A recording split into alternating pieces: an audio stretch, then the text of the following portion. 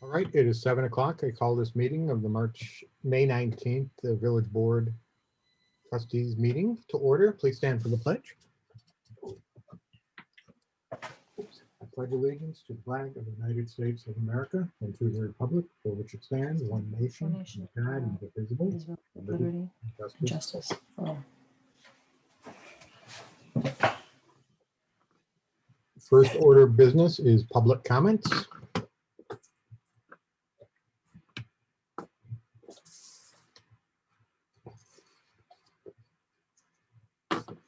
Moving on to reports, superintendent report. The lower sections below Kavanaugh of Saratoga and George and Haven Ave will be without water possibly tomorrow for a couple hours before noon. That has been emailed out to affected residents and posted on Facebook sites. And John and I are looking at streets, planning for paving, the next round of paving. And that's about it. Treasurer? Yes? There you go. Okay, so the current trial balance I emailed to all the board members. There are a few resolutions that I need this month. The first one is for the budget. I know that that's down under, I think, old business, but I have the resolution right here, so I can go ahead with that. Upon entering the adopted 21-22 budget into the financial management computer system, errors became apparent in the formulas used while budget planning. The following amendments are requested to balance the budget. Increase the general fund expense account, parks equipment, A7110.2 by $1,002 and decrease the water fund expense account, capital outlay F8397.4 by $629.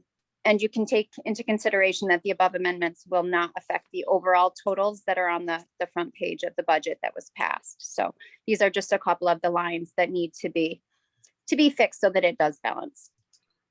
Basically readjusting some estimates. Right.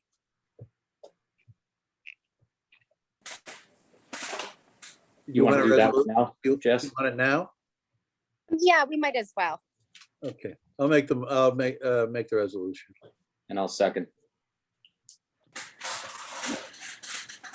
Discussion? A discussion? Okay, we'll vote. Tom? Yes. Heidi? Yes. Matt? Yes. Gary? Yes. Okay. And let's move back to John, Mr. iPhone. I forgot that you are the iPhone. So for the superintendent's report. Are we going back to him now? Yeah. Okay. Oh, I'm sorry. You weren't done, Jess? Go ahead. I I'm have two sorry. more resolutions, but All right. we can take a break. No, that's okay. I'm sorry. Okay. Second one is an amendment to the abstract resolution from last month. 2 incorrect vouchers were voided from the April abstract last month following board approval. Amendment of resolution number 63 is requested. The total for the April abstract should be changed from $67,421.75 to $65,976.71. I'll make that motion. Second.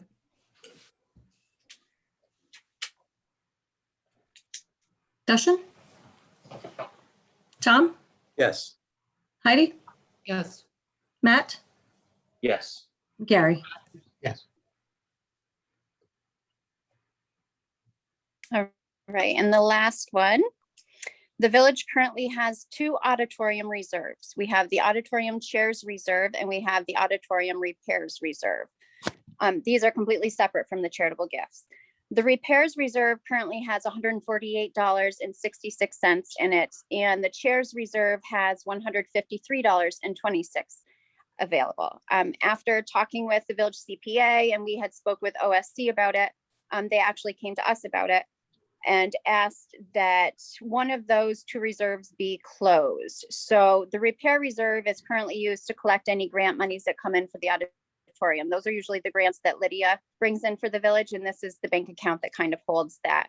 The chairs just has a little bit of, what is it, 153.26 in there, and we could probably just move that over to the auditorium revenue and close that one. With this being said, resolution is requested to close the auditorium chairs reserve A204, A80, A889, and the associated Adirondack Trust Bank account number 601-3101. The remaining 153.26 in the auditorium chairs reserve will be transferred to the general fund culture and rec revenue account A2089. Does that make sense?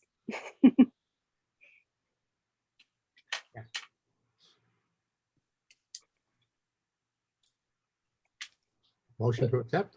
The one, oh, yeah, I'll make the resolution to accept those changes. I'll second it. Discussion? And discussion is there a particular reason why it goes into the general fund? Wouldn't it make sense to move it into the one we're not closing? So in other words, the repairs reserve, or is there a reason we can't do that? No, we could do that if you wanted. We could do that as well. Just to keep it, I mean, I guess it doesn't matter. It's only $150, so it doesn't matter one way or the other, but I didn't know if there was a particular reason for transferring it to the general fund. So general fund culture and rec revenue. So, okay, that's fine. I have no problem with that. Okay. Okay. Shall we vote? Tom? Yes. Heidi? Yes. Matt? Yes. Gary? Yes. And that is it, aside from the abstract. Ready. John? Yes. Well, I don't know how many people are aware. This is a regular meeting now, right? Yeah, I touched on the water being shut off tomorrow. I discussed Okay. that already. Okay, so everybody's aware of that? Yep. And the location? Okay, then I guess we'll go on. One of the things I wanted to bring up is equipment, and our equipment fund. We have $5,900 in the penny. I'd like to purchase a mower deck for our mower. Back when we bought a new mower, we didn't buy the mower deck. We swapped the one out from the older deck from the machine that we turned into the snow blower. Well, it's over 10 years old now. It's wore out.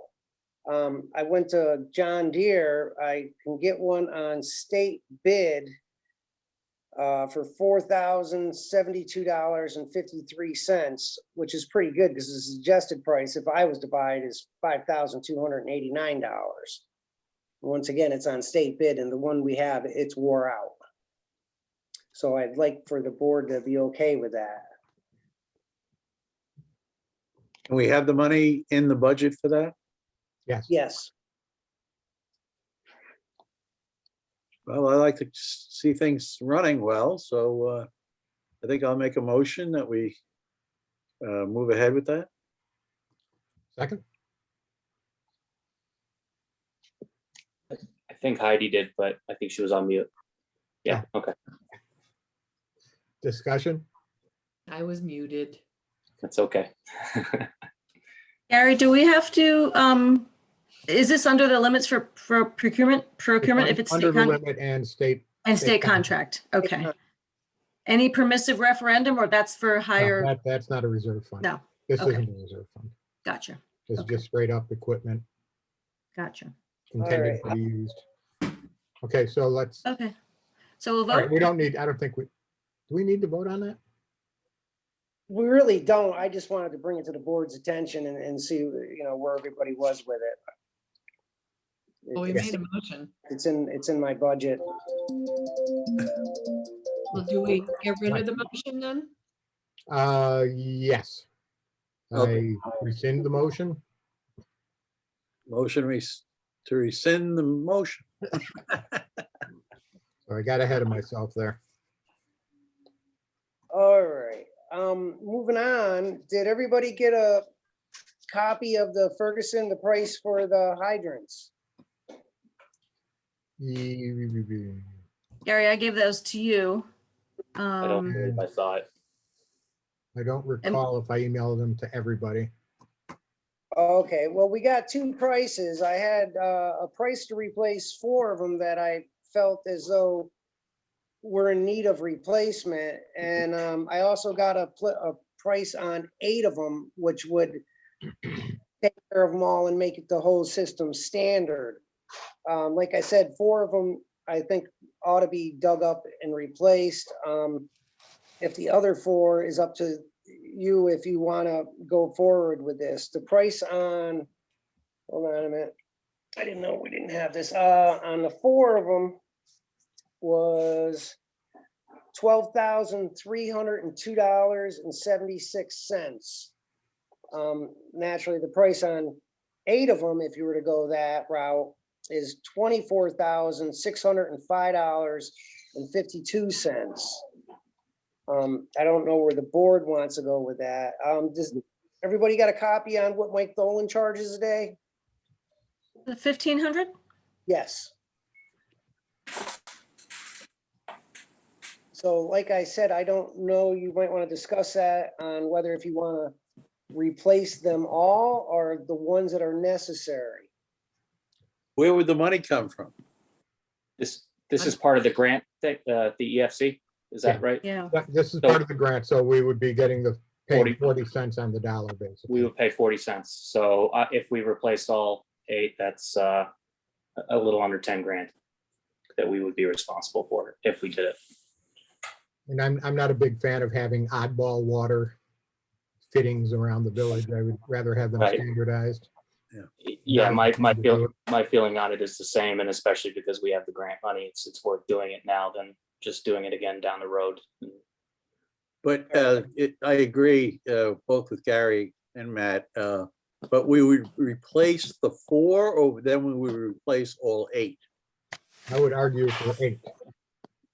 Yeah, me too. I would lean in that direction also. All right, the only other thing, besides miscellaneous stuff, which we mostly have at the garage, we would probably have to purchase some thrust blocks from Paletti or one of them. What they are is, it's a concrete block that sits behind a fire hydrant and it keeps it from blowing off, which it's miscellaneous. I don't foresee them going but for a couple $100 at that for each one of them. I meant to get a price on them, but with everything that's been happening, it didn't happen. But that's small compared to the overall what we're doing. And just so our 9,600 or whatever 10 grand it is will be rolled up into that loan that we're hopefully closing the end of the year as a 20. So that's where the 10 grand will come from. Yes. We'll have to comply with the general municipal law. If we're over $20,000, and we'll still need to have provide RFPs to at least 3 people if we are between $20,000 and $10,000. Is it 35,000 for construction?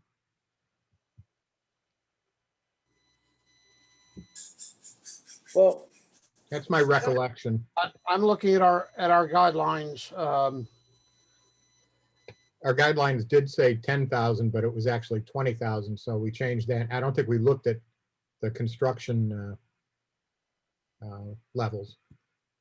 But when I was checking it out, I seem to recall that it was 35 for construction. All estimates of public work contracts of less than 20,000 but greater than 10 require an RFP from 3 contractors. And it seems to be that if we're above that amount, then the next level is publishing RFPs according to the general municipal law. now I was talking to the engineer, and he was wondering, and kind of do like what we did with Kabricki, have them charges by the job, be $1,500 a day.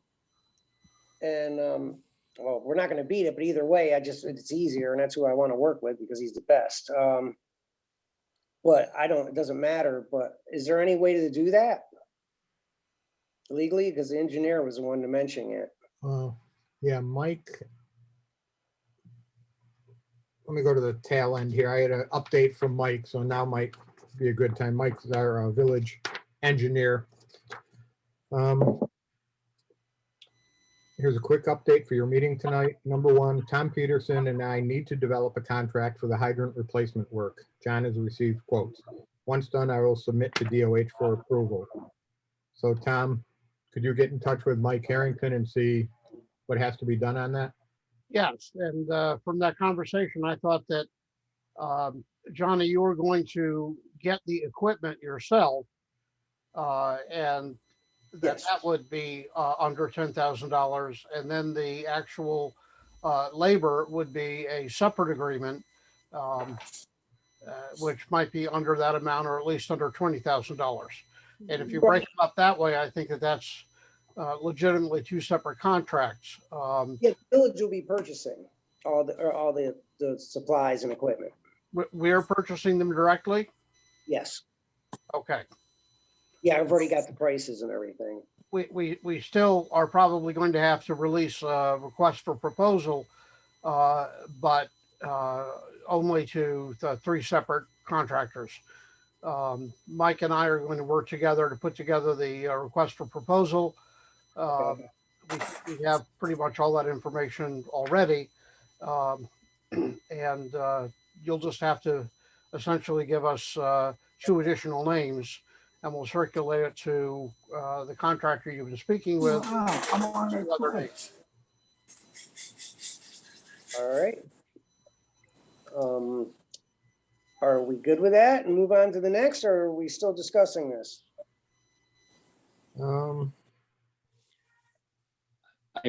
I mean, my personal opinion is I don't know if we need a resolution or not, but replace the 8 hydrants in whatever way we need to do it, whether it needs to be bid or not. So I don't know if we need a resolution for that, but I don't think we can That's have a fine. resolution because we don't have the request for proposal in front of us. okay, all right, cool. I don't, frankly, I don't think we need to, as long as it's within Johnny's budget. Okay, cool, excellent.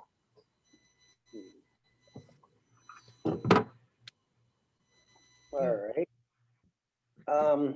Next item I wanted to bring up is drainage on Saratoga and Burlington Ave to Clark. The drainage work on Clark Ave, that's over by Barn Alley, by Tom Peterson's, or I mean, Tom Bergen's, excuse me, is in due of being repaired and replaced as is. I think it's a smart idea to go from Saratoga Ave and connect to that. That has been a sore thumb since I've been here, even before the project and the drainage was different, the grades of the road. Every time we had a thaw, I'd be out there with the steam jenny trying to freeze that line. It's just a terrible setup. And it freezes going down the road. What I'd like to do is in our general fund for road construction contractual permanent improvements, we have $16,939.39. And then in our general fund for the stormwater contractual, we have $21,494.10. I'd like to, that's from this fiscal year. I'd like to earmark that and get together with the engineer and write something up and see what this would cost us. I think we can do this for very close to what this is. I think we, and then plus we'd have this new fiscal year coming, we could make this happen. So basically, you're asking us to mentally reserve $40,000 from this year's budget. And instead of moving it into, well, it would go into unrestricted fund balance. But then at the appropriate time, move it from unrestricted fund balance to whatever fund is needed. Yes, that drainage work is, I've been there, well, we've all been there. Most people are aware of it. It'd be nice to solve that problem. It's only gonna get worse now that somebody's living there actually doing something with that house and pushing that water off their property. And I can't really say that it's their problem because that water's coming from everybody else's property. And if we don't take care of it, it's just, eventually something's gonna happen on, at Saratoga Ave. It becomes a skating rink every time there's a meltdown. And if we can improve the situation, I think we should. And as I was saying, the drainage work on Clark is in need of repair. That was put in the early 70s, and it's all galvanized. Well, galvanized doesn't last long, like the newer stuff they have today, the plastic. So I'd like to put some actual storm basins in and some real pipe through there. I just to interject, John, I noticed over the years that drain next to my neighbor's driveway seems to have sunk a foot or more.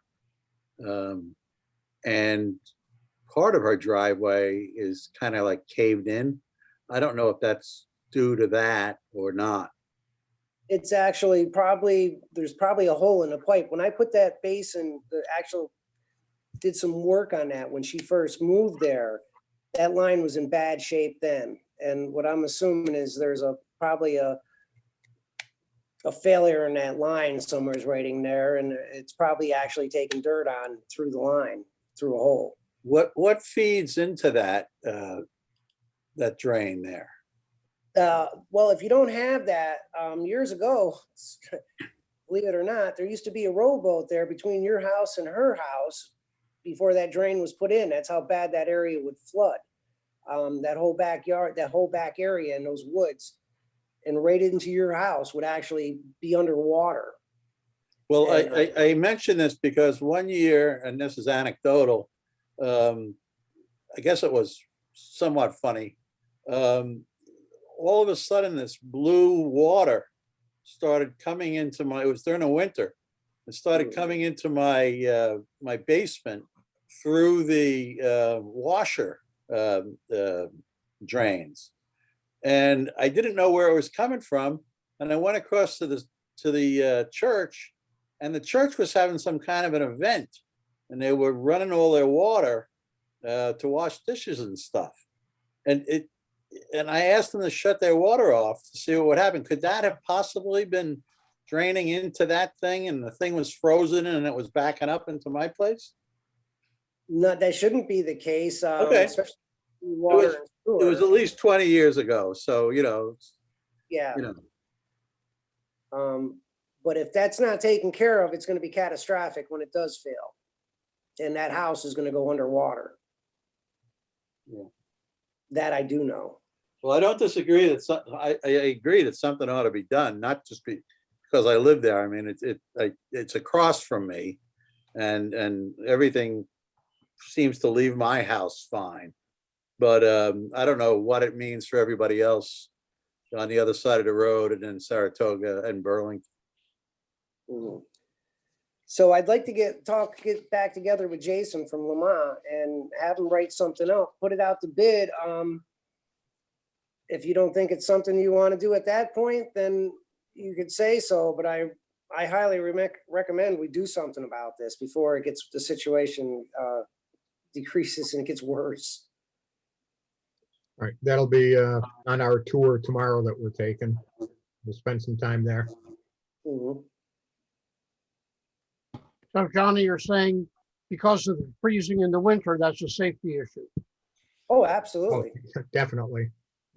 Absolutely. Yeah, I think if Gary and John and whoever else is taking the tour, I mean, it certainly wouldn't hurt to get a bid or two or whatever we need just to see what it would cost. We got 6 more seats in the cart if anybody wants to join us. This Could is all you gonna- repeat, I was in a little late. Can you repeat what time the tour is and what the tour is? We have, I don't know, John, what time you want to do it? Well, this might be a problem because we're going to be digging up that water line tomorrow.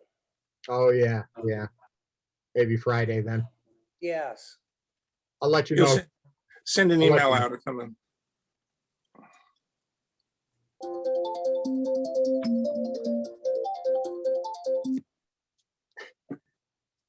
Anything else, John? No, that's it. With flushing, it was going good. But we'll keep going on that, but that's it. Oh, is everybody aware that the aeration system's up and running? I think so. And we took our first test after, a few days We after did. it got up and running. Yes, so we'll wait on those results and see how they come out. But I yeah, had a everything's up. question about that. John, because Mike Harrington was looking for results from that first test. And I wrote to Jack today to see, do you have any idea how long it takes to get results back? No, they take quite a while for them for some Okay. reason. It All right. takes a few weeks. Okay. And Johnny, if you could get me a breakdown between the equipment and the labor on that hydrant project, that would help with putting together the RFPs. Yeah, I have it right here, so I'll get it to you. Great, thank you. Okay.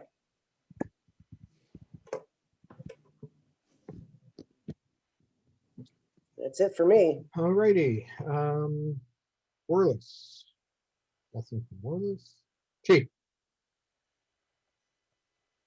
Oh, there you are. You talking to me? Chief, yeah. Chief. Oh, Sorry, I'm working with Amador to. Oh, Peter, set- Peter, hey, Oh, You can do Peter if you want. Chief. oh, Sorry, Peter. go ahead, Frank. I'll be real quick. How's that? We were busy, 42 calls last month. We're running ahead of where we were last year. Obviously, things are getting back to normal and there's more and more people out and around and more businesses are back, with people in the office and stuff. As all you guys know, in the village, we've had several times where we've had to close the Northway, which makes going through the village very difficult. If we have people the next time, hopefully it doesn't happen. I'll try to get somebody at the bypass so that we'll keep people from going through the village. We'll just send everybody down the bypass and get them out to Route 9 that way. Because otherwise it just backs up in the village. The last time we did it, it backed all the way up to the firehouse from, Route 9. So if we have the manpower, we'll try pushing everybody out the bypass and getting them out to Route 9 that way. And it should make things a little bit easier on you guys down there. Hopefully, again, it's not going to have to happen, but it happened again this morning, but at least that was in the other side. It was a little farther north, so it didn't really have much effect on the village. Other than that, everything else has been okay. That's all I got, unless anybody's got any questions. okay, thank you. Now, Peter. Oh, we have a new volunteer, right, Frank? You have one, yeah, for later Okay. on, executive, however you're gonna do that this time. Right. Peter? I've been working with Amador to set up the first HOA meeting. He expects 80 to 100 people. So I've talked to Frank about doing it at the firehouse. It's sometime in June, maybe towards the end of June. I don't know if the auditorium is available or not, but Frank has said that we could use the firehouse if we need to. So I'm working on that with Amador. What issues that we have with the site, what has to get done. He has sold every unit up there. So he'd like to start moving. I expect that he's going to close on the last unit in November of this year. So he would like to head towards getting out of here maybe by early next year or the end of this year. I can't see how he can do this year, but that's his plan. And that's it. Big news. Thank you. Okay. Auditorium AP3. I could give an update on the auditorium. Just Yeah, I was gonna defer entirely to Kim. I don't have anything to report. So Gimondo Concrete has been working there since the end of last week, and they have ground down the center section where the chairs are going to be installed.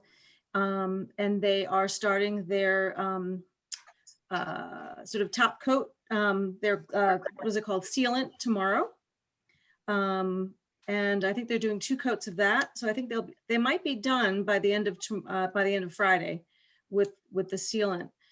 They are also redoing the floors for the 2 bathrooms on the main level behind concession. And that'll be done, basically, it's going to be done and cured in time for next week. We have Carpe Diem coming for auditions, starting their auditions next week. So they'll be done for that. First week of June is when the chairs are scheduled to go in. So that's going to happen then. We also have a cleaning person that's going to come in between the floors being done and the chairs coming in. So it'll be nice and tidy. Carpe Diem, we signed a contract with them. I've spoken with them. We've gotten a deposit from them. And I'm working with them to do a health screening for their campers. We've got a form ready to go. We've got supplies for them. And the Dan Pesca is very happy. We have the trench is all completed, and he'll run wire when the floors are done, and then he'll be all set. So I think that is it, basically. What? Yeah. So it'll be good. Yay. Did you mention when the chairs are scheduled to go in? First week of June. Yeah, it'll take about a week. He wants a week to get them done. Very exciting. Can't believe it's actually happening. I know. The only thing I have to add is, and it's not adding actually, the only thing I have to say is we do have a open seat on AP3 if anyone knows anyone who'd be interested in participating. Spread the word, let me know. Okay, thank you. And One thing on that open seat, Gary, I don't know if it's appropriate or not. It's not officially a group of the village, but there's such a knit connection. Is that be something appropriate for you to post on the next email that goes out to the village? You know, there's somebody's interested to contact Lydia about it. I don't know if it's appropriate to do or not, but be nice to let everyone know. If so, maybe Lydia could send you a paragraph or something. yeah, I'll talk about it with Lydia. Okay. Sure. Yep. Good idea. Hi, my name is Lisa. I'm one of the new members of the village. Hi, are we allowed to ask questions during your meeting, or do we have to wait till the end?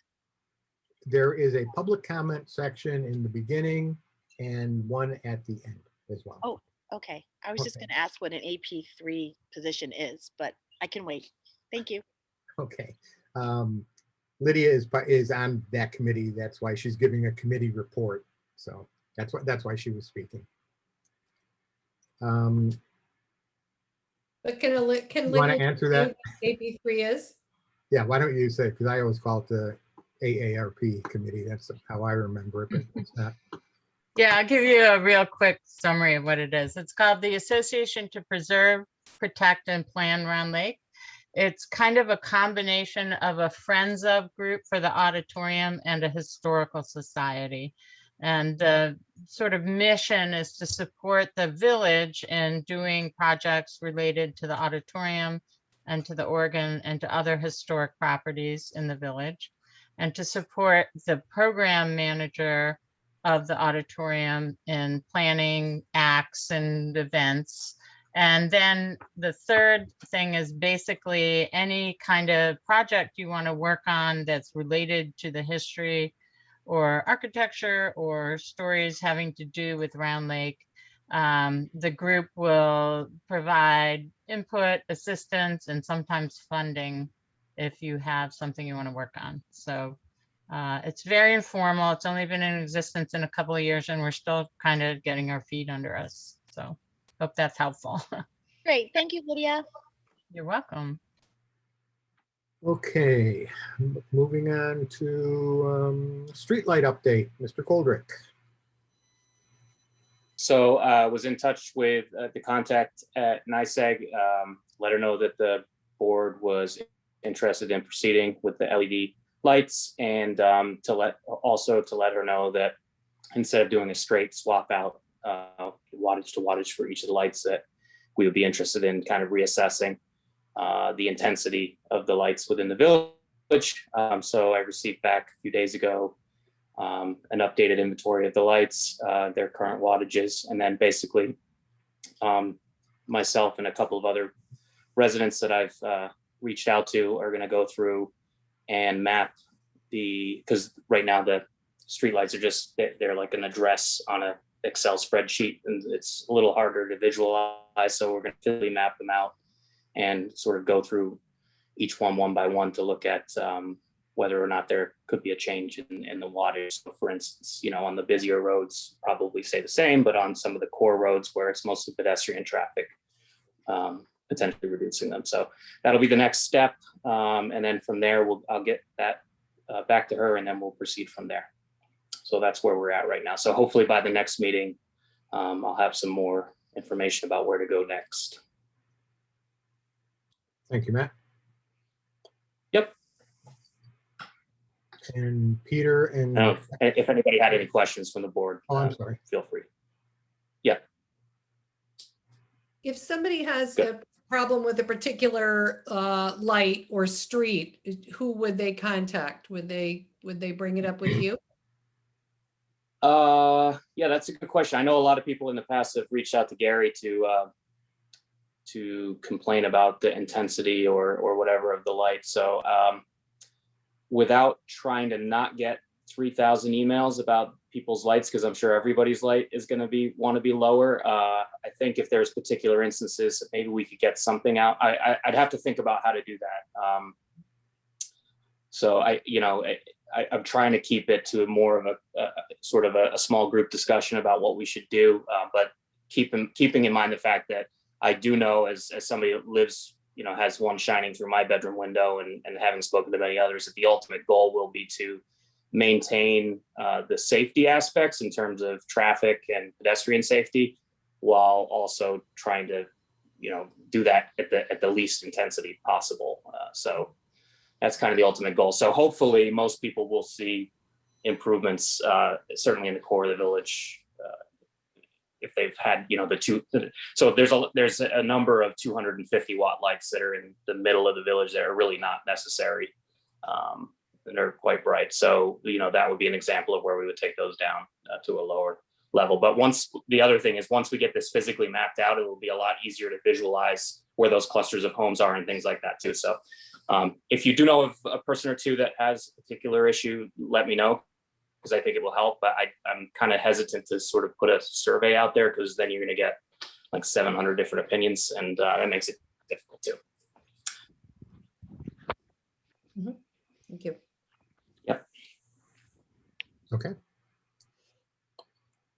Peter and Tom for the short-term rental special use permit application.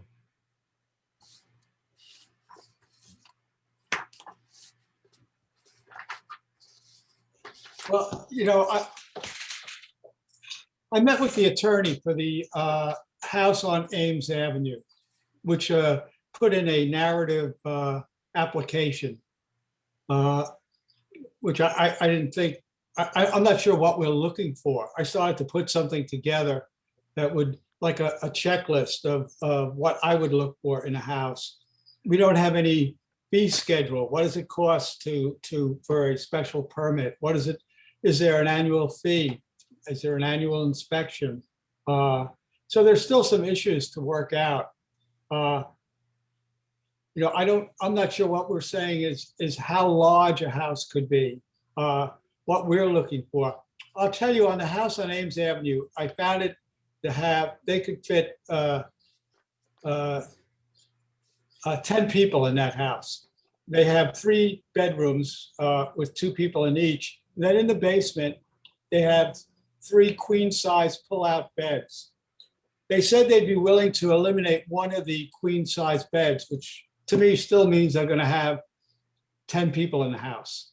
I also found that they put a bocce ball court in the backyard with lighting without a building permit. the lighting runs underground. I think it should have gone to the planning board. Anybody doing that kind of outdoor lighting could affect the neighbors. They put a bathroom in the basement. Never got a building permit, they just did it. The basement is filled with foosball tables and ping pong tables. It's a party house, all out. They want to put a ramp and a path down to the lake, right to Route 9, because they want to have a bunch of kayaks there. They put a bridge over the ditch. leading To me, Route 9. That's I just kind of noticed a that this morning. dangerous, that's kind of a dangerous situation. I don't know if we want to have that. People, there's no light there. There's nothing there. It's there. It just doesn't seem smart to me. But anyway, I don't know how we feel about that. I mean, my feeling is to get them to give me a sign off by an electrical permit by a licensed electrician or electrical inspector on all the electrical work done. I think it should go to the planning board to look at how the lights affect the neighbors. I think I'm going to ask for a full set of drawings on the new bathroom. I want to know where the pipes are going. I want to know if it's vented. I mean, they just went ahead and did what they wanted to do. And their plan is maybe take out one Murphy bed in the basement. And I don't know how the board feels about that. And then, to me, there'll be a 10-bed Airbnb. My other concern about it, to your point, Peter, is it is designed as a party house. So even if the number of beds is reduced and the number of occupants is reduced, it's clear to me that this would be the type of place that people would be hosting larger gatherings as well. So, if it's rented out during track season and there's 3 other families that are in other houses in other areas, that those people are going to be congregating, to play bocce ball or foosball or what have you. So it's not just necessarily the bed capacity of the house. I think it's also, it's designed as a hosting, entertaining, it's almost like a Dave and Buster's in Round Lake. So I think that's going to cause a lot of issues too. The way it's designed. I mean, it's not just a standard Airbnb. Clearly, it's designed. I have a related question to what you said, Matt. Their first note that they put on here is that will be rented out for no more than 6 months in any 365-day period. My question was, I'm trying to remember how we worded the law. Maybe we didn't do it the way we should have, but I remember the 365 days, but didn't we say it needs to be owner occupied for at least half the year? Yeah. So is this owner occupied half the year, or is your plan just, they're not going to be there, but they'll only rent it out the 6 good months of the year? In that case, I think it doesn't even meet what we were requesting, was that, it's okay if the owner goes away in the winter to Florida, so to speak, of that, but it needs to be one where somebody is living in the village at least half the year and they can rent it out for up to half the year. So they don't even meet that, do they? I believe it's probably owned by an LLC. It's not a person. That would be my guess. Corporations are people now, I think, but besides that, but the LLC doesn't live there. So maybe Tom Peterson knows, or somebody could check this. I thought the owner has to live in there and then can have 6 months of occupants. And if not, it's basically business. All the way, as Matt was saying, all they're doing is, we're gonna have a business. We'll only rent it out 6 months because there's probably 6 months nobody's going to be in Round Lake anyway. So I don't think it meets the requirements because nobody lives there the year, at least 6 months of the year. That was No the owner. intent of the law, I believe. But is it the wording of the law? I'm not sure. I thought it was, but I don't have a copy right here now. I have to read through it. I have it. Yeah. Just a minute, please. It says, with respect to short-term rental, only the period the facility is rented while the owner is not also residing in the dwelling shall not exceed 6 months in any forthcoming 365-day period. The definition section provides that if it is not owner occupied 6 months out of the year, it's not a short-term rental, it is a hotel. Hotel is not a permitted use in RV1 or RV2. So I think that means this does not need it by any means Yeah, of the starting with intent or the letter of the law. Starting with the definition, yeah. Well, if I just might jump in for a second, I'm really concerned about this in a couple of different ways. One, how did we allow this to happen? And I don't know. How could somebody do all of this stuff without a building permit? Second, I'm sorry. no, go ahead, Peter. Go ahead. No, I don't, I don't know what's going on inside the houses. I understand. I didn't know he was, if somebody's putting a patio in their backyard, even a bocce court, you're not required to get a building permit. But if you're running outdoor lighting to it, I didn't know there was actual lighting running to this. Yeah, then you need a building permit. And their attorney said, oh, well, that was the attitude. Oh, well. Isn't this LLC owned by the guy who owns Quick Response? Yes. Yes. Yeah. I mean, this guy is a kingdom builder. I mean, he's got all of the east side of Route 9 from roughly just below the mill all the way down. I mean, this is unbelievable that this can happen. Can't we red flag this and say you cannot operate this house as it is right now until you comply with every part of our code and law? Peter, do Which they have include, a certificate of occupancy? yeah, which includes you'd have to live there 6 months of the year, I believe. Peter, do they have a certificate of occupancy? Yeah, from the previous owner, yes, there is a C of O. And are there restrictions on the number of, I don't know what the rules are with the certificate of occupancy, but is it allowing 10, 12 people to live there? It's not specified in a C of O. All right, I didn't know that. Okay. So Yeah. a C of O can get carried over from one owner to the next?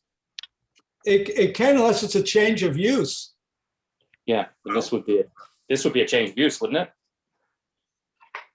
It would be if he had come before one of the boards and requested it. I mean, it's a de facto change of use, certainly. Yeah, I'm kind of with Tom in that, and as far as I understand, he actually doesn't even live in New York 6 months of the year, let alone in this house 6 months of the year. So, the definition is, what we intended it to be, which is somebody that's allowed to rent out their house for part of the year when they're not there. That's what's in the definition. Otherwise, it's a hotel.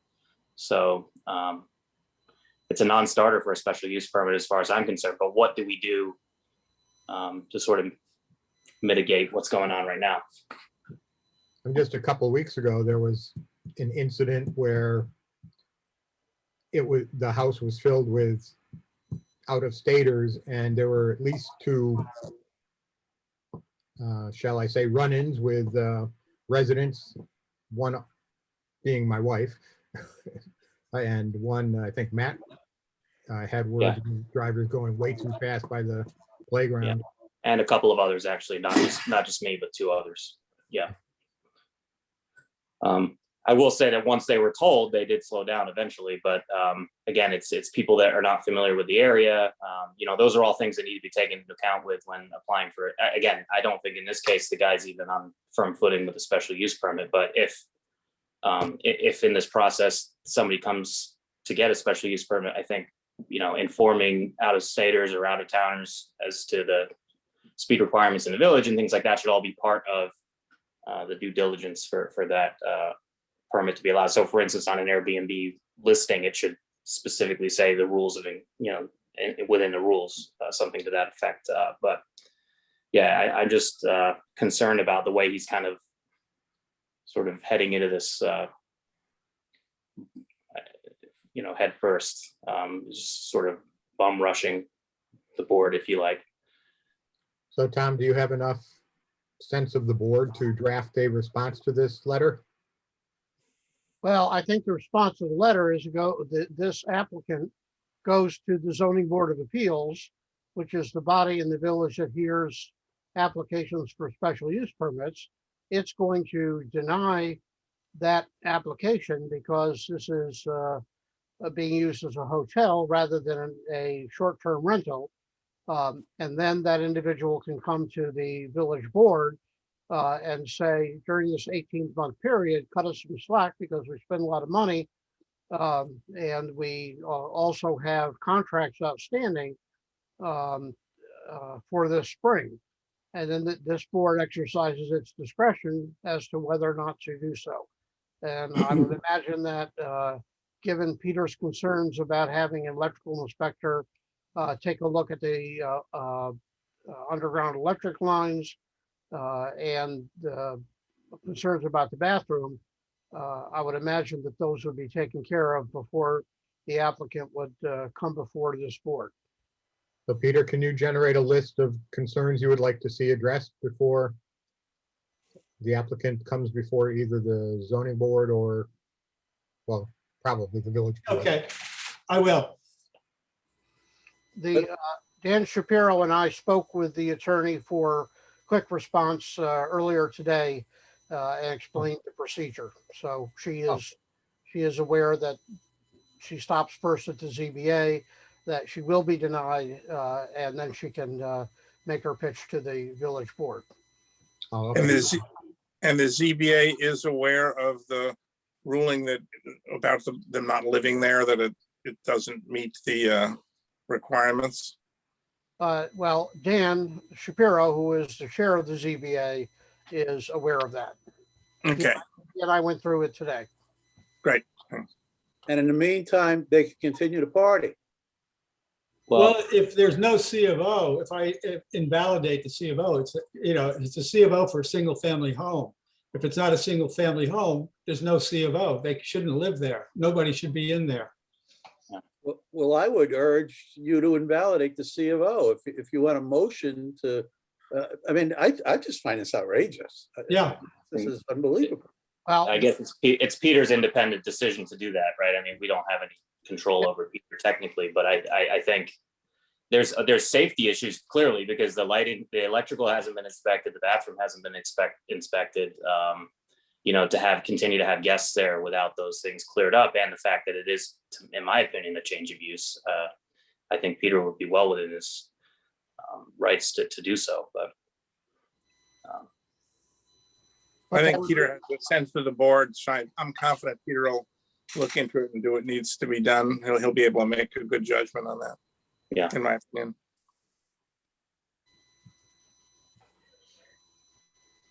Peter, do you think you have all you need from us? I do. I would want to discuss it more further with Tom.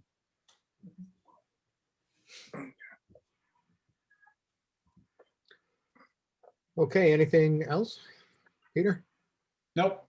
Okay. Can I just double back to the lighting thing just for 2 seconds? I just wanted to add something that I forgot to mention is it just made me think about it when Heidi asked her question, is that when I do compile the map and the suggested wattages and things like that, that will be presented to the board, and we can get that also out to the public then and get some public comment on those changes at that time. Whether or not we will make adjustments, I think is to be seen, but I think that would be a good point to get some public feedback, is once we've kind of given our input on it to go ahead and get that out there then, and also present it to the board. And will it also make clear what people are dealing with now versus? Yeah, what you are- yes. Yeah, it'll be like a before and after type thing. Yeah, exactly. Yep. Okay, moving on to Mr. Bergen with the zoning committee. Yes, we formed a committee to look at the RV1 zoning, and with the intention of trying to take some of the ugly out for whatever future development occurs. The committee is going to consist of Peter, myself, Chris Nelson, and Chris being in the RV1 zone. We thought it was important we get somebody from the RV1 zone. Christine Van Patten, and two others, Ingrid Werber, who is a part-time resident of Round Lake. She lives in New Jersey, but she owns a home. I'm not exactly sure which one it is. Madeline Quaint House. Okay, okay. And then Lori Naranch, I think that's how you pronounce it. Yes. She lives over by the Suites, I believe. And what we're going to do is we're going to have a quick meeting Saturday morning. I don't want anybody else attending from the village board unless it's only one person. We're going to meet at 10 o'clock at they're having a lantern sale in the community center. So we'll either move into the office, we'll go outside or something. It's going to be a very quick meeting. We're just going to look at some documents. So I'm going to hand everybody a copy of the RV1, the definitions, all the other zones, the maps, and just tell everybody to take a look at it, read it over, give it some thought. And the following weekend being Memorial Day, we're not going to do anything. So sometime after Memorial Day, shortly after, I'll contact everybody and we'll try to set something up and get an initial reaction and maybe see what kind of agreement we could reach and move on from there. So it's a good start. Again, if anybody wanted to attend, I couldn't have more than one other trustee. Otherwise, it would be an official meeting. So, but I can keep you all briefed. So that's all I have. Any questions? Excellent. Good work. And now to, Gary, did we miss a line was I sleeping? Readopting the budget? We have to do that? we did that in the resolution, did we? Yeah, we did I that was in in- the treasurer's resolution at the beginning of the meeting. Yeah, I was in a little late, so I thought maybe you Right. handled it. Okay, fine. I would have said yes if you need my vote. We did. We readopted the budget. I Well, don't recall that. we made, go ahead, Jess. Yeah, we had to adjust the amounts in two lines. One line was in the water fund and one line was in the general fund, but it doesn't affect the overall budget that was adopted. It doesn't affect the total revenues or the total appropriations for any of the funds.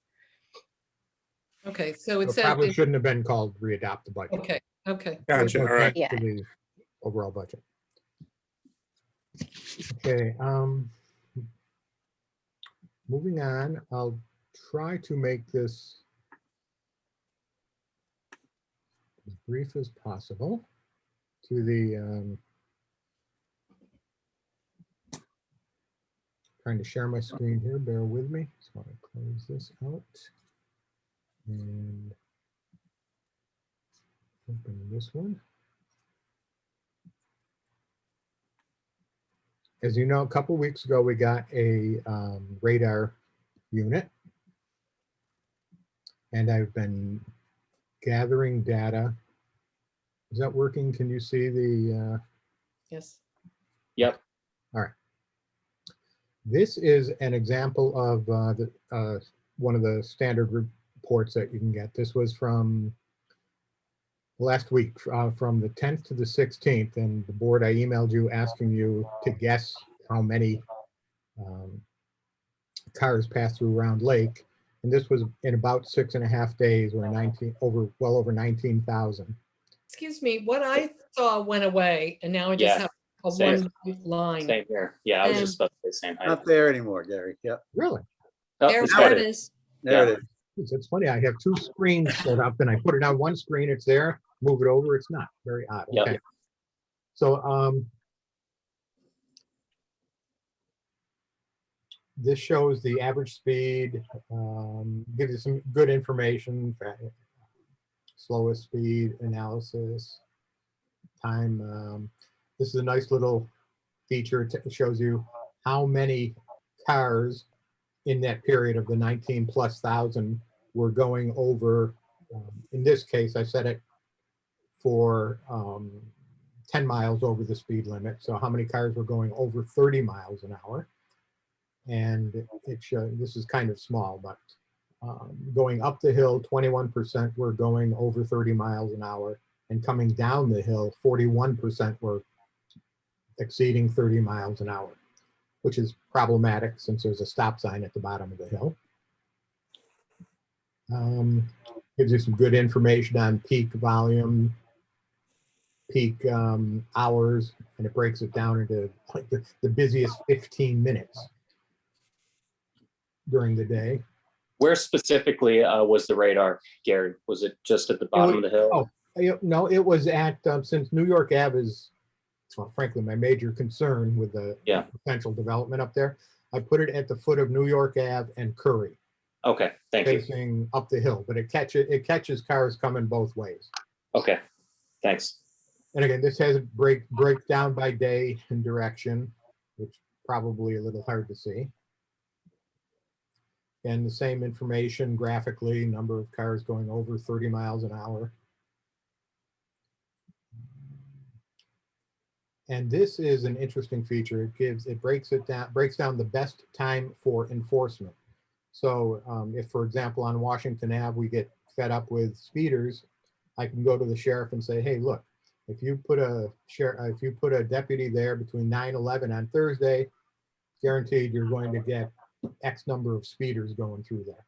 So we can pinpoint the best times for the sheriff to allocate their resources. And graphic version of the same thing, best times to enforce. That was a present. This was one I believe I sent you guys already. This was has a couple other things. This was the 8th and 9th, which was a garage sale and Mother's Day weekend. So it was a little busier than normal.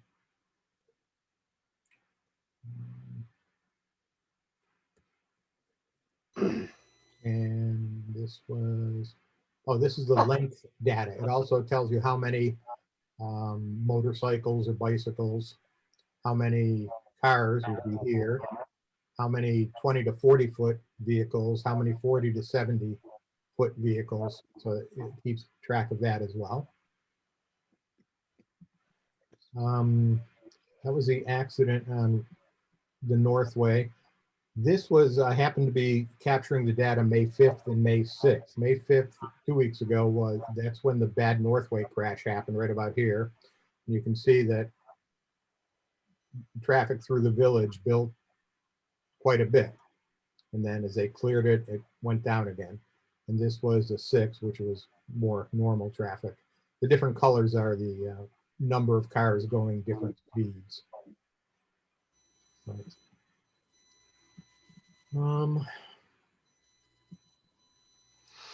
But to be honest, the numbers seem kind of high to me. I didn't really believe that there were that many cars going through the village. So I looked at the something that Malta put out in 2012, I think, a traffic study in the town GEIS. And it had a 2021 future traffic volumes table. So I looked at that, and they're saying that in the Round Lake Road corridor, which is basically up by Hannaford's and by the exits, Northway exits, we're talking AM peak hour, 6,500 was their estimate, and their PM peak hour close to 8,000. So, or close, I'm sorry, over 8,000. So the numbers that we got were certainly in line with their estimates. And I also verified it manually, sitting down for 15 minutes, counting the number of cars going up and coming down, and in 15 minutes, and it matched the radar count. So I'm very confident that even though they're high, the numbers are accurate. Again, this is the radar enforcement. This is the same thing I showed you before.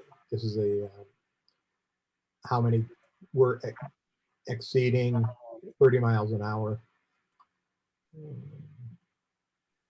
This is a nice table that shows you how many cars in the last week. No, this was only in 2 days, 5/8 and 5/9. How many cars were doing 27 miles an hour? How many cars were doing 26?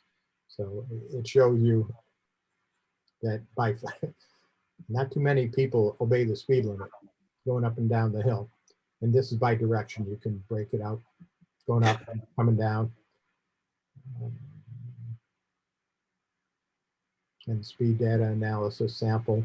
This was from the GEIS study from the town of Malta. It showed their best guess of how many cars turn right on the Northway, the traffic use, the intersection use of all these areas.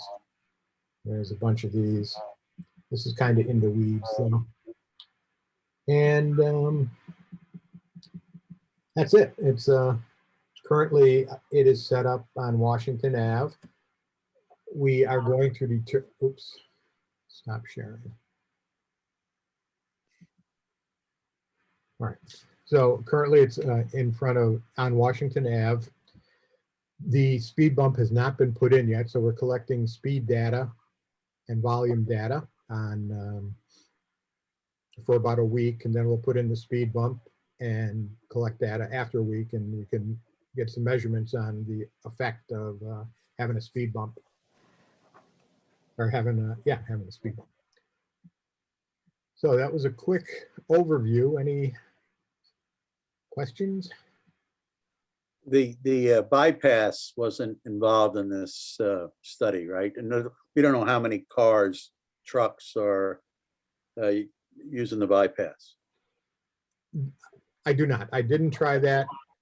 The only problem, I looked at it because I was interested in that too, but you need like a telephone pole to put it on at a height of 6 feet. And, you know, I went on there the other day looking for something to attach it to, and I couldn't find a telephone pole to do it. And in Malta's analysis, they did they analyze the bypass traffic, or did I miss that? It's not important. I just wanted to know if they. I think that on that one map that Gary showed with the volume, they did show the amount of volume turning left versus going straight into the village. Yeah. If I can recall, and it was I think it was an hourly number. Yeah, I don't know if they did going straight into the village though. I think they did. Can you just pull that slide up real quick, Gary? The one where it had the it was like the little circles. My ability here, Matthew. Okay, I'm sorry. I think it was page 14, maybe. There it is. Oh yeah. Yeah. So if you look over on the bypass there, you see 160 cars. I think what that's saying, 160 going straight into the village. 155 making the left onto the bypass. So the majority, you know, it's roughly split 50-50 by the looks of it to me. So, which you wouldn't kind of expect, but there you go. Well, it always amazes me when I'm coming down off the Northway, how many cars go straight as opposed to turning left. Yeah. What skews the number is at rush hour, the people coming off the bypass, you know, heading up to the Northway. That's a lot of cars that would skew the number for that hour or so. Yeah. Yeah. I mean, I see multiple implementations of this. I think we've kind of discussed this a little bit, but I think enforcement is one thing, but the sheriffs can't be there all the time. So I think we have to look at traffic calming measures. And I think speed bumps are just one part of that. I think we need to look long-term at other things. And I just think also trying to better improve the safety, not just on the busier roads, but on the core roads, because the way people drive in the middle of the village, it's just, unfortunately, it's gonna be a matter of time till there's a serious injury. So I think we really need to look at you know, for instance, traffic flows on certain streets within the village, you know, what we could, you know, adding speed bumps strategically, doing other things to try to calm traffic to the best extent that we can. You would think a 12-foot wide road would calm traffic naturally, but unfortunately it doesn't. So I think this is going to be a really good tool for us to be able to get solid data. So yeah, regarding a real-time speed measuring sign. The speed limit is 20, your speed is? Yeah. Regarding speed bumps, one thought I had on it is like when I know Covell because I live on it. So when you're coming off of George and you're coming up Covell, I think personally, I think the stop signs in the core tend to work because you can't really go straight at Burlington there without possibly getting creamed. You gotta at least slow down and see who's coming. The real concern is people go through past that stop sign and then some of them fly. They actually use it as a bypass to George and they start speeding up quickly and come up past my house and the Colemans and around the bend and go down Prospect. So I was thinking that what might be great in the core of the village is, well, first of all, maybe more stop signs, but besides that, instead of putting the kind of speed bump we have by Leah's, where you're just enforcing the stop sign, I'd rather see one that's street width, that's whatever the street width is, 12, 14 feet or something, that's maybe not the same kind of big bump but something that slows everybody down, and have more of those along the street. That's the full width, not at the stop sign, because I think that's where the problem really is in the village. And I also think, just to add to this, that we might want to consider a proposal of, I know on Asbury, you got people coming down the hill and just flying straight ahead. And I think we could look at a few places to at least experiment with one way, like one way out on that last block of Asbury and another street, one of the ones to either side of it, one way in. Yeah. I seem to recall somebody developed an entire map of that. Yes. Yeah. Yeah, well, we were looking at that seriously, but then the pandemic hit pretty much. I mean, we were looking at the street, Kingsley and stuff. So I just think it might be time to look at that again. Having lived on Asbury for 11 years, I think it's one of the biggest problem spots because of that sort of straightaway. Yeah. That you get from Curry right onto Asbury, and it's just too sharp of a transition, and too many people just don't and slow by down. the way, a friend of mine on that street, we've heard from some people on that street that virtually everyone on that street now supports that being one way. There was an issue at one point because a woman had the way she got into her driveway, and she's practiced and has no problem getting into her driveway coming from the other direction. So that seems to have full support on Asbury, at least. It would be a good experiment, I think. And there was one, Tom just talked about the speed radar sign. I looked into those in the past. They're around $2,000, $2,500, I believe. But if to Gary's, 40% of the people coming down the hill were speeding. If you look at the map, if you look at the data, when you have those flashing signs saying you are speeding, 80% of drivers slow down.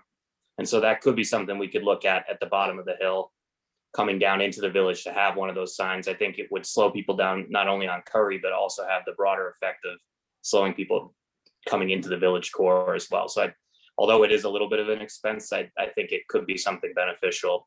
And again, it could be something around too, it Yeah, can happen in Washington. There are portable. The ones that are portable are a lot more than 2,000. They are, yeah. They're The like ones that 7,000 or so when I looked at them. Oh, really? Yeah. So again, I think it's something where we could experiment with it in the biggest problem spots, and then if it really does have a positive impact, and we can verify that with the radar, then we can implement it in other areas that are hot spots. So I think this is going to be a good tool for us to look at all that stuff. I don't know how You're Dick's thinking about that, but she had talked about borrowing one of those from other municipalities as well. I don't know. Originally, we tried to borrow from Malta, but they said that theirs were not working. Oh, can't you rent them? Suggested that. They're highly effective. Can't you rent them? I don't know. That would be a good thing to, that would be another great idea is rent it, then take the data, see what kind of effect it has. And if it works, buy one. I think that could be another option or solution. So, and you can move it around the village. The crew could move it around the village and wherever you. I do really think that there should be some sort, my personal opinion is that there should be some sort of permanent one at the bottom of the hill, because it is, the people come flying off the North Way, and I think it's the main entrance to the village. And I think they really do work. Like 80% of people do slow down when they see that they're going to. They might not go under the speed limit, but they'll slow down. It's just human nature. So I think it's all worth looking into.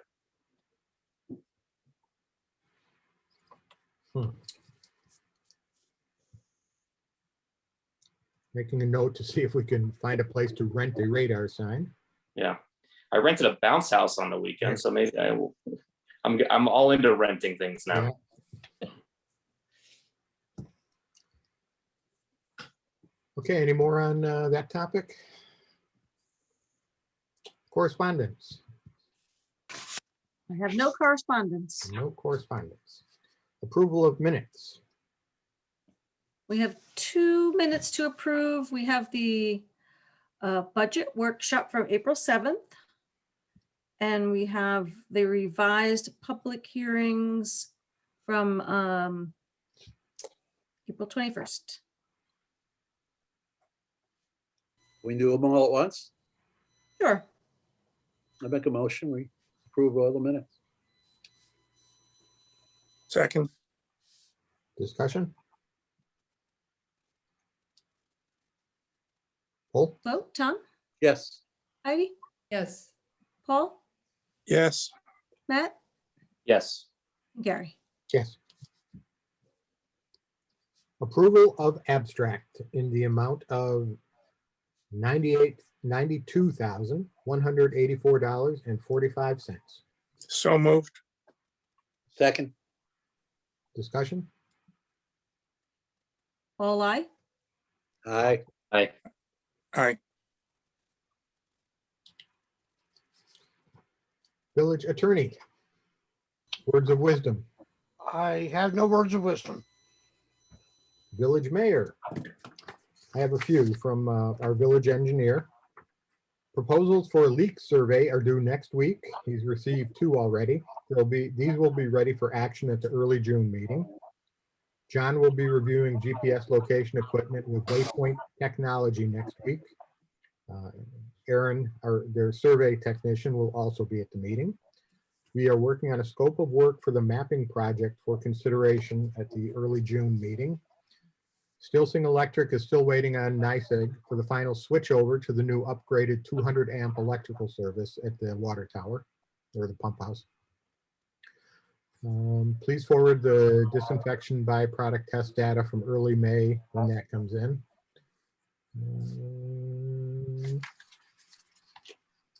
And that's it. Village trustees. I've got something.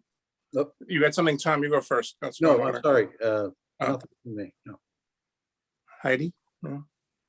Okay, I think was a month ago meeting, I announced I wasn't gonna be running again this year for similar reasons. I really need to leave the board sooner.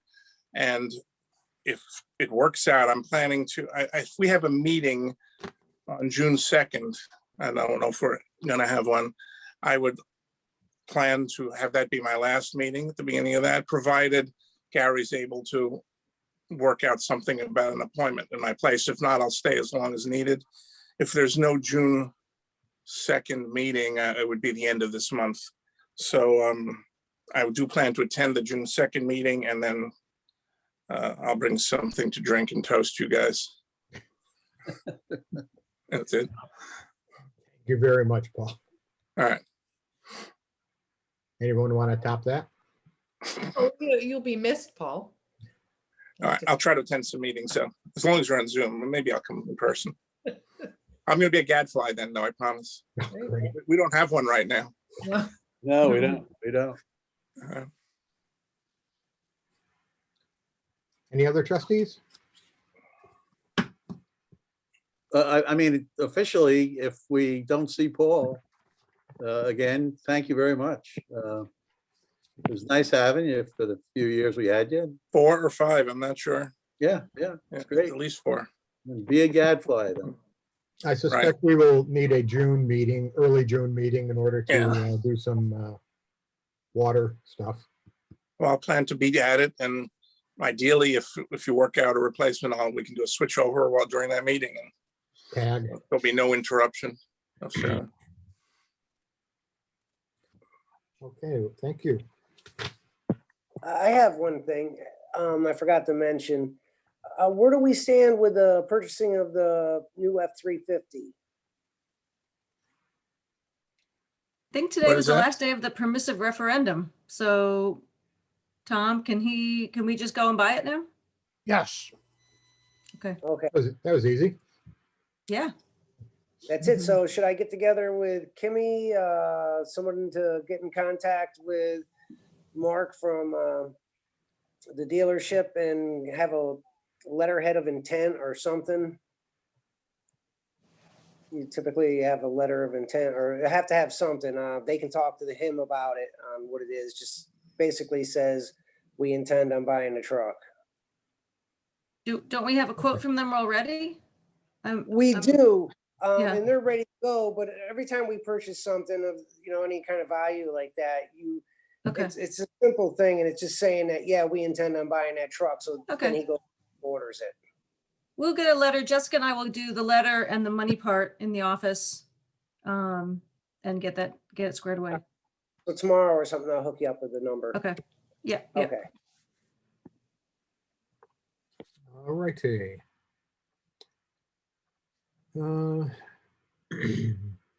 Next, we have public comment number 2.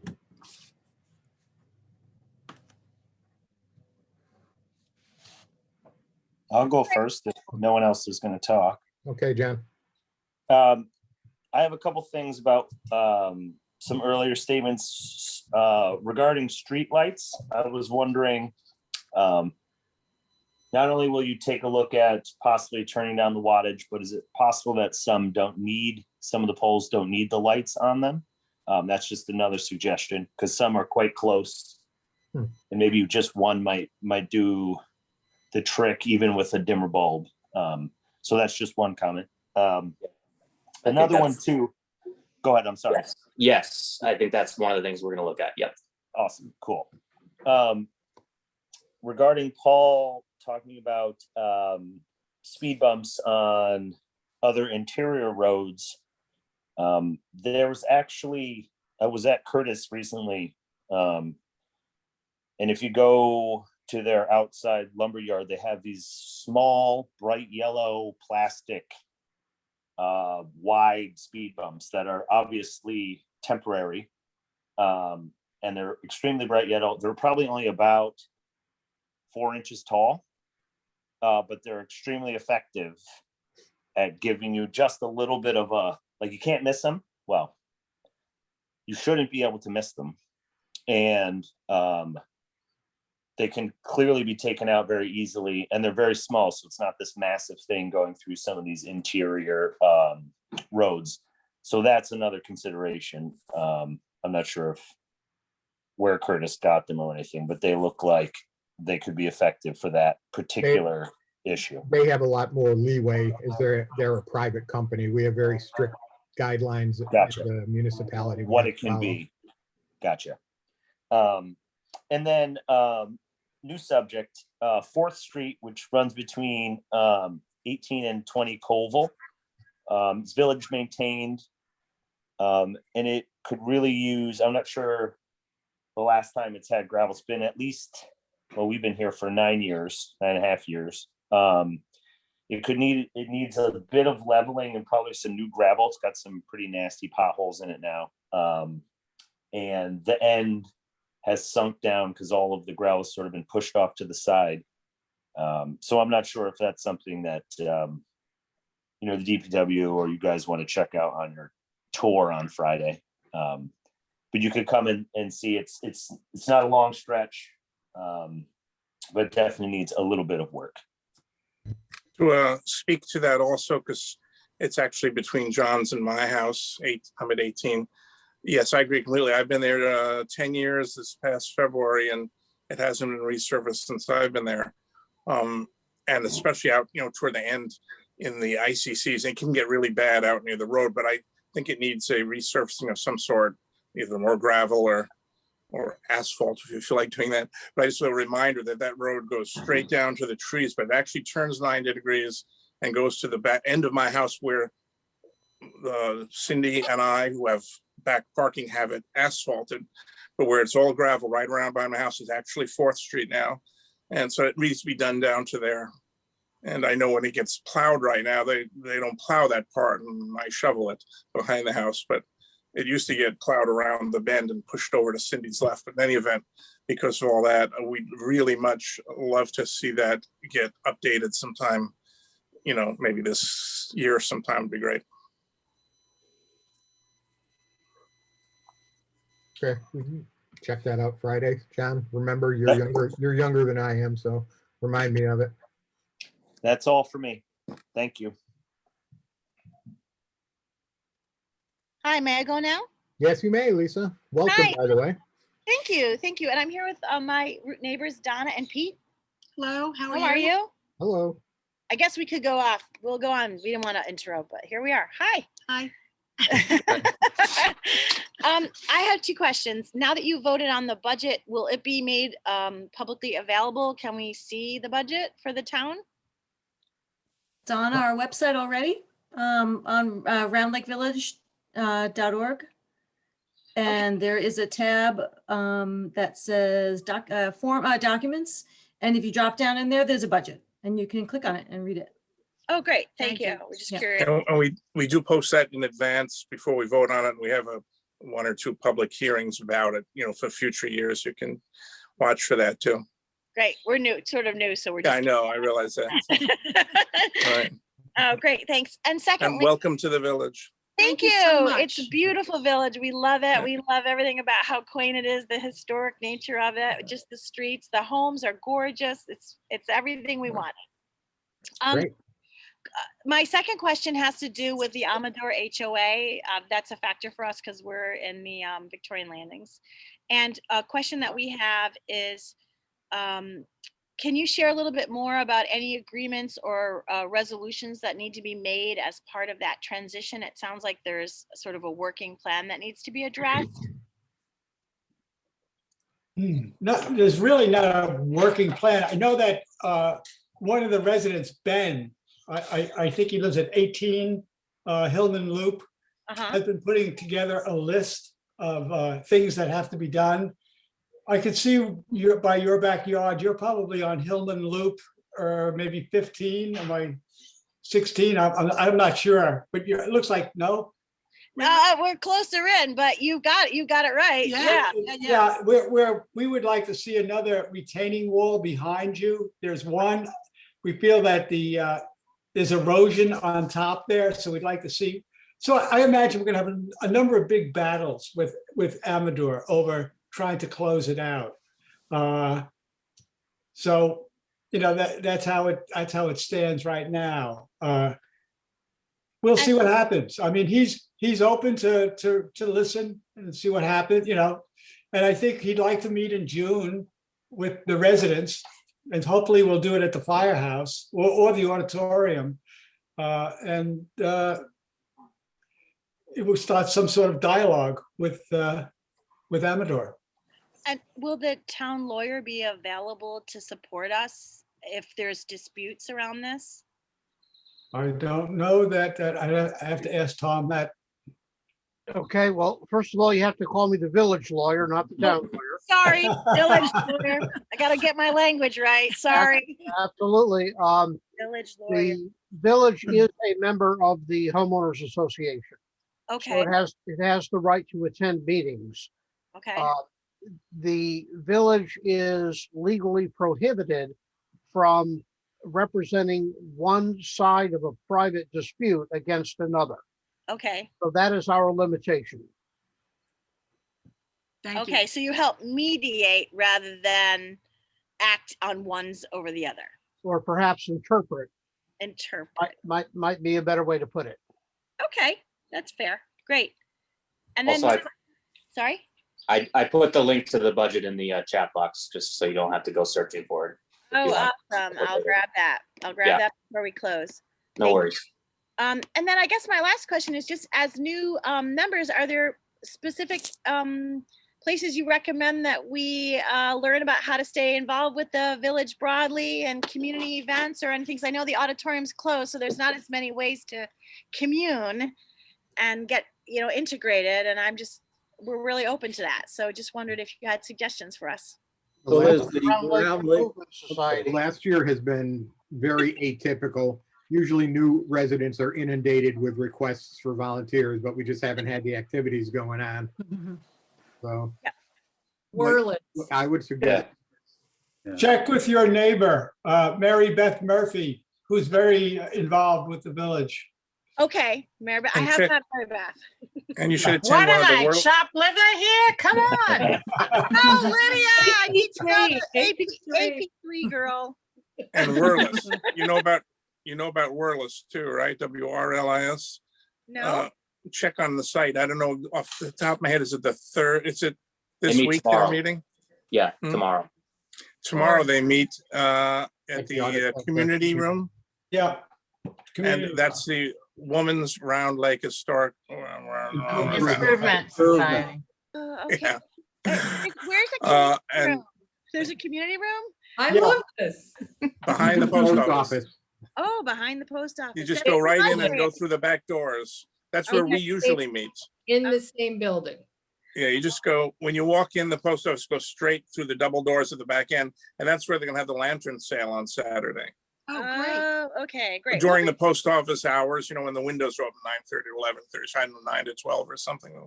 The Great. lantern sale. Okay, perfect. We're in. Lydia, did you want to add anything? All right. No, but we'd love to have you participate directly in AP3 or in any of projects once we get rolling again. No, it's so exciting to be part of a real community that has such history. So we just love the area. We're excited to be involved and we're happy things are opening up so we can get out more. So thank you for Me too. welcoming us so much. We appreciate it. Good to have you. thank you. Thank you. All right, I'm done. And Is that it? no, we have, has board members, has everybody signed the fire department person? No, I'll try to get there tomorrow. And as I Also- recall, On Friday. I don't know about tomorrow. I can try.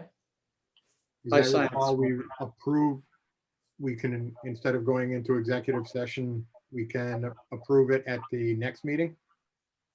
Tom? Do that, or it can be approved subject to the requisite number of signatures. I like that better. Yes, good. You need a motion? Yes, Make the motion. It's approved as long as as soon as it meets the requisite number of signatures. Second? Second. You Discussion? know the person's name? I didn't write it down. It was in with Jesse's. Oh, I know who it is. Tom, it's our neighbor, Michael Metzger. You know Oh, who that is, right? Clark, on Clark Street. Yeah, Oh, I knew that name was familiar. yeah. Kim, when are you guys in the office tomorrow? Jess is there 9 to 3, Jess, tomorrow? Okay. Thank you. And I assume you still need signatures for the invoices, right? Yes, that would be awesome. Gary, what about the independent nominating petition debacle?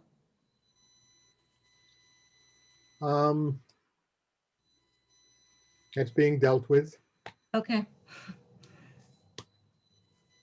not to worry. 25th is the deadline.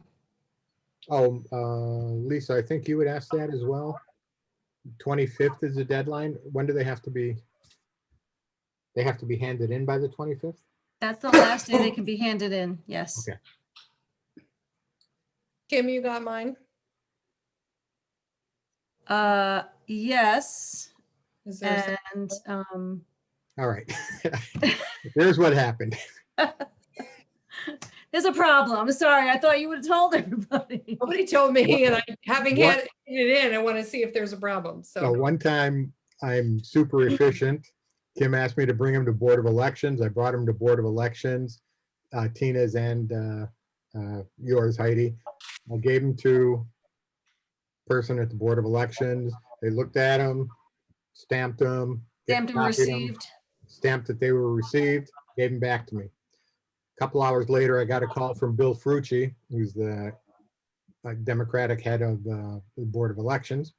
Said, oh, these petitions are invalid. I said, what do you mean they're invalid? He goes, We weren't supposed to accept them until tomorrow. I said, oh. So I came home, printed some out, went down to the baseball field, got people to sign. I'll be heading over to Matt's to get 15 signatures from his house. And that will put an end to it, and I'll return them and sit with Bill while he looks at them. And I don't think you can use crayons to sign, Gary. well, the adults, that four There'll be adults, no forging of signatures. that'll put me over. Mhm. I just need a couple more signatures on each one. Okay. and I'll bring them tomorrow or Friday. So I Talk to don't me have to do anything. Gary, else. talk to me before you go, because I gotta notarize some stuff too. No, he said that was okay. The note. Those were okay, okay. Okay, the acceptance. All right, good. was fine. It was Good, just the good. signatures. Sorry. I'll double check that with him. Okay, but thank you. So that there, I don't need to do anything else. Nope, you are all set. All right. All right, I will entertain a motion to adjourn. So moved. My last chance. Oh, yeah, go for it. So moved. Okay, All's we're- permanently adjourning. Yeah. All in favor? Aye. Aye. Aye. All right, well, thank you all. Thank you all. Good night to Good night, everyone. everybody. Good night. Bye. Good night. Thank you. Good night. Bye-bye. Bye, good night. Bye.